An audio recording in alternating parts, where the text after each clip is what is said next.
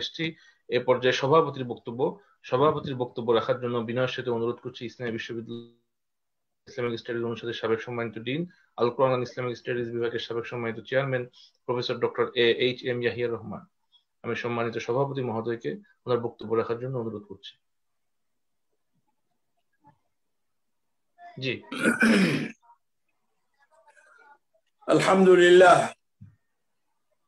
আলহামদুলিল্লাহ নাহমাদুহু ওয়া নাস্তাঈনুহু ওয়া নাস্তাগফিরুহু ওয়া নু'মিনু বিহি ওয়া নাতাওয়াক্কালু আলাইহি ওয়া নুসাল্লি ওয়া নুসাল্লিমু আলা সাইয়্যিদিনা ওয়া নাবিয়্যিনা ওয়া শাফী'িনা ওয়া হাবিবিনা মাওলানা মুহাম্মদ ওয়া আলা আলিহি ওয়া আসহাবিহি আজমাইন। আসসালামু আলাইকুম ওয়া রাহমাতুল্লাহি ওয়া বারাকাতুহু। ওয়ার্ল্ড মুসলিম হেরিটেজ রিসার্চ সেন্টার আমেরিকা কর্তৃক আয়োজিত আজকের এই আন্তর্জাতিক সেমিনার এর সঞ্চালক, অতিথিবৃন্দ, আলোচক বৃন্দ, মেহমান বৃন্দ, দীর্ঘ আলোচনার পরে প্রফেসর মরহুম ডক্টর মুস্তাফিজুর রহমান রহমাতুল্লাহ আলাইহি তার জীবনের বিভিন্ন দিক নিয়ে যে আলোচনা হচ্ছে, দীর্ঘ সময় চলে গেছে, জীবনের সব কিছু বিষয় আলোচনা এসে গেছে। তারপরেও আমি সভাপতি হিসাবে দুটো কথা বলতে চাই। মরহুম প্রফেসর ডক্টর মুস্তাফিজুর রহমান রহমতুল্লাহ আলাইহি তিনি ব্যতিক্রম ধর্মীয় মানুষ ছিলেন। ওনার উপরে কথা বলতে ঘন্টার পর ঘন্টা বলতে শেষ হবে না। উনি প্রথমে যখন চাকরি পান, বক্তা বলে গেছেন আগে, উনি চাকরির জন্য কোনো আবেদন করেননি। উনি রাজশাহীতে ছিলেন, ডক্টর আইয়ুব আলীর মরহুমের বাসায়। ডক্টর সিরাজুল ইসলাম সংবাদ পাঠালেন যে মোস্তাফিজ তুমি এসো, ডিপার্টমেন্টে জয়েন করো। উনি আমাকে বলেছেন আমি কোনো অ্যাপ্লিকেশন করিনি, কোনো দরখাস্ত করিনি, এটা মনে রেখো। স্যার আমাকে বলেছিলেন এটা মনে রেখো, আমি কোনো দরখাস্ত করিনি, অটোমেটিক আমাকে জয়েন করতে বলা হলো, আমি এসে জয়েন করলাম। আমরা দেখেছি ওনার ক্লাসে, অল্প দিনই ওনার ক্লাসে শরীক হওয়ার সুযোগ হয়েছে। যা পড়াতেন যেন ম্যাজিক এবং কমিক মনে হতো। অন্যদিকে নজর করা, অন্যদিকে মন নেওয়ার কোন সম্ভব, এক চাতক পাখির মতন তার দিকে তাকিয়ে থাকতে হতো। তার কথাবার্তা শুনে এমন মনে হতো যেন মরা মানুষ জীবিত হয়ে যায়। যত নিরাশা, যত হতাশা, যত কিছু হোক না কেন, তার কাছে গেলে দুটো কথা শুনলে মানুষ জীবিত হয়ে যায়, উৎসাহ বৃদ্ধি পায়, মনোবল বেড়ে যায়। মরহুম প্রফেসর ডক্টর মুস্তাফিজুর রহমান ব্যতিক্রম ধর্মী মানুষ ছিলেন। আমি এমফিল গবেষণা করতে করতে সৌদি আরবে চলে যাই, প্রথম বর্ষের পরীক্ষা দিয়ে চলে যাই। ছুটিতে চলে এসে দেখি চেয়ারম্যান ডক্টর মুস্তাফিজুর রহমান। আমি বললাম স্যার আমার খুব আগ্রহ, আমি এমফিলটা শেষ করব, আপনি যদি আমাকে একটু কন্টিনিউ করার সুযোগ দেন তাহলে আমি, আমার সুপারভাইজার ছিলেন ডক্টর মরহুম ডক্টর মোহাম্মদ ইসহাক। স্যার বললেন আমি করতে পারি, তুমি ডক্টর ইসহাককে থিসিস জমা দাও, 3 মাসের ছুটি নাও, ইতিকাফ করো, বাড়িতে যেও না, এখান ঢাকায় থেকে কাজ করো, গবেষণা করো, তারপরে তুমি থিসিস জমা দিয়ে তারপর তুমি যাও, ইতিকাফ করো, বাড়ি যাবা না, গ্রামে যাবা না, এখানে থেকে কাজ করো।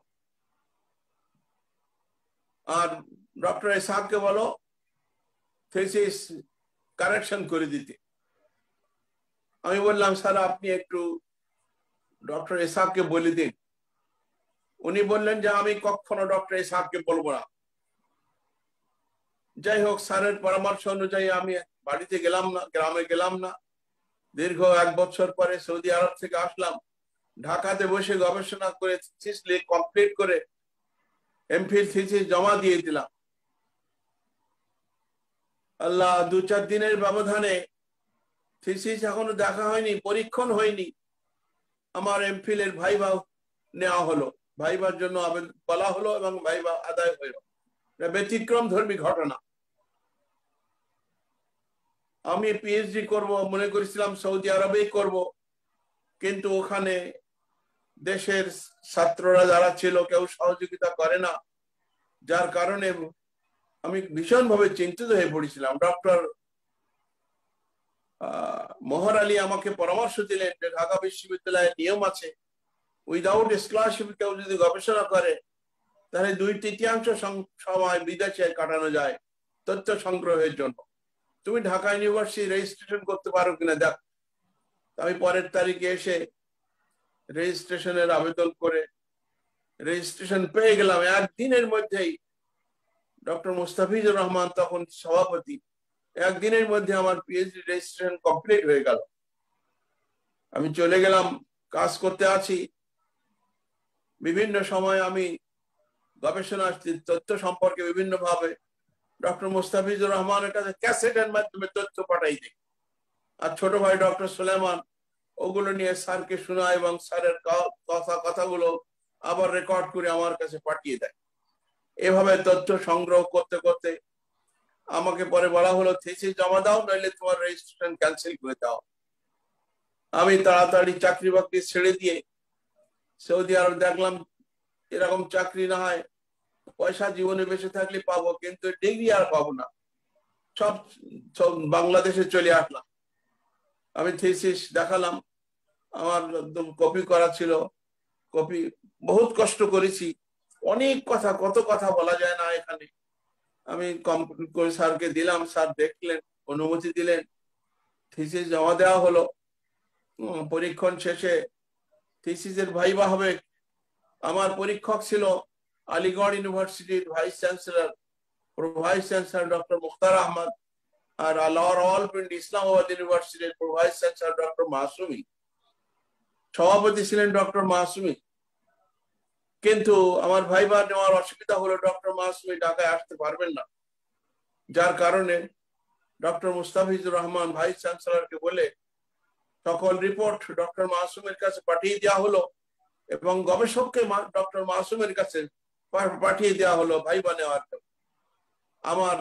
আমাকে ইউনিভার্সিটি আমার সব খরচ দিয়েছিল। আমি রাওয়ালপিন্ডিতে গেছিলাম, ইসলামাবাদে গেছিলাম, আমার ভাইবা ডক্টর মাসুমের বাসাতে হয়েছিল। ডক্টর সিরাজুল ইসলাম বলেছিলেন যে এটা ডক্টর মুস্তাফিজের জন্য সম্ভব। সম্মানিত শ্রোতা মন্ডলী, ডক্টর মুস্তাফিজুর রহমান অদ্ভুত মানুষ ছিলেন। তার কার্যকলাপ ব্যতিক্রম ধর্মী ছিল। তিনি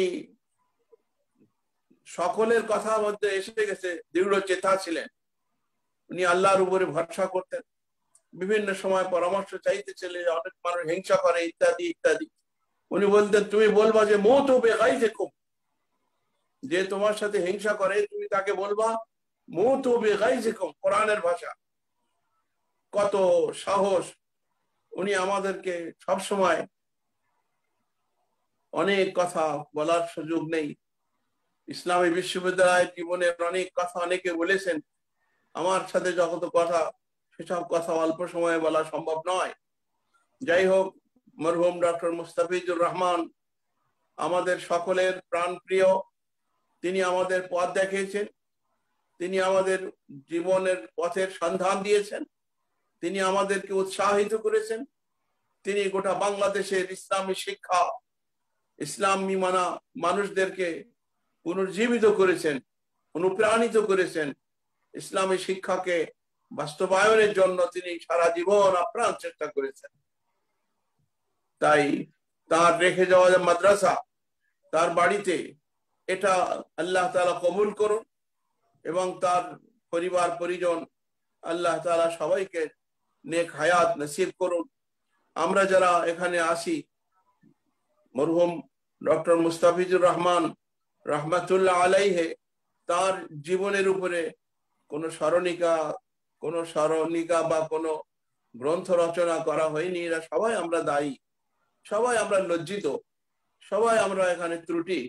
আজকের এই সেমিনার সত্যিকার অর্থে ডক্টর মুস্তাফিজুর রহমান রহমতুল্লাহ আলাইহে তার জীবন, তার গোটা জীবনটা আমাদের সকলের জন্য অনুপ্রেরণার উৎস, এতে কোনো সন্দেহ নেই। আসুন আমরা সকলে মরহুমের জন্য দোয়া করি এবং আল্লাহ তাআলা যেন তার আখিরাতের, দুনিয়া বা আখিরাতের সম্মান, ইজ্জত এবং জান্নাত এর উচ্চ মাকাম নসিব করুন। এই কথাগুলো বলে আমার কথা শেষ করছি। আসসালামু আলাইকুম ওয়া রাহমাতুল্লাহি ওয়া বারাকাতুহু।